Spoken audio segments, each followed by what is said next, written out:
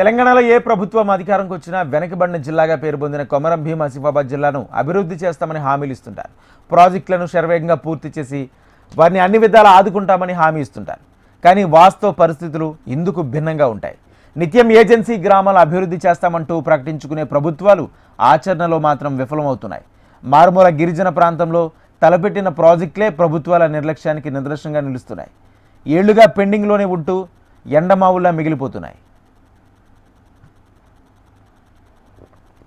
కొమరం భీం జిల్లాలోని సాగునీటి ప్రాజెక్టులకు నిధులు కేటాయింపు సరిగా లేకపోవడంతో ఎక్కడ పనులు అక్కడ ఆగిపోతున్నాయి. ఏళ్లుగా వాటిని పనులు సాగుతూనే ఉన్నాయి. ముఖ్యంగా జిల్లాలోని జగన్నాథ్పూర్, కొమరం భీం, అడ ప్రాజెక్టుల నిర్మాణం ఇంకా పెండింగ్లోనే ఉన్నాయి. ఈ పనులన్నీ పూర్తి కావడానికి సుమారు 250 కోట్ల అవసరం అవుతాయని ఇరిగేషన్ అధికారులు అంచనా వేస్తున్నారు. గత బడ్జెట్లో కాంగ్రెస్ సర్కార్ కొమరం భీం ప్రాజెక్టుకు 7.95 కోట్లు, జగన్నాథ్పూర్ ప్రాజెక్టుకు 12.32 కోట్లు, వట్టివాగు ప్రాజెక్టుకు 2.59 కోట్లు, ఎన్టీఆర్ సాగర్ ప్రాజెక్టుకు 15.60 లక్షల కేటాయింపులు జరిగాయి. కానీ పనులు మాత్రం జరగలేదు.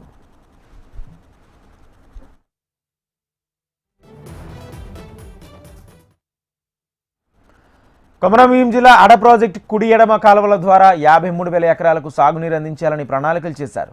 కానీ కాలువలు అసంపూర్తిగా ఉండడంతో కనీసం 10,000 ఎకరాలకు కూడా సాగునీరు అందడం లేదు. ప్రాజెక్టు కట్ట కూడా బీటలు తేలి 3 ఏళ్ళు అవుతున్నా ఇప్పటి వరకు ఎలాంటి మరమ్మతులకు నోచుకోలేదు. ఇటీవల హైదరాబాద్ నుంచి ఇరిగేషన్కు ఈఎస్సీ ప్రాజెక్ట్ సందర్శించి కాంక్రీట్ పోర్షన్ కట్టాలని సూచించారు. ఈ మరమ్మతులకు సుమారుకు 30 కోట్ల అవసరం ఉంటాయని అధికారులు అంచనా వేస్తున్నారు.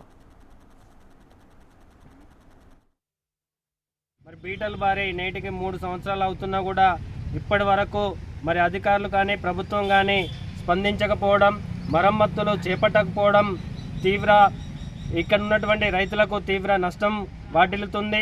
అదేవిధంగా ఏదైతే ప్రాజెక్టు సంబంధించినటువంటి కుడి ఎడమ కాలువల ద్వారా మరి దరిదాపుగా 53,000 ఎకరాలకు నీరు అందించాల్సి ఉన్నప్పటికీ కూడా కనీసము ప్రస్తుతము మరి 10,000 ఎకరాలకు కూడా నీరు అందనటువంటి పరిస్థితి ఉంది.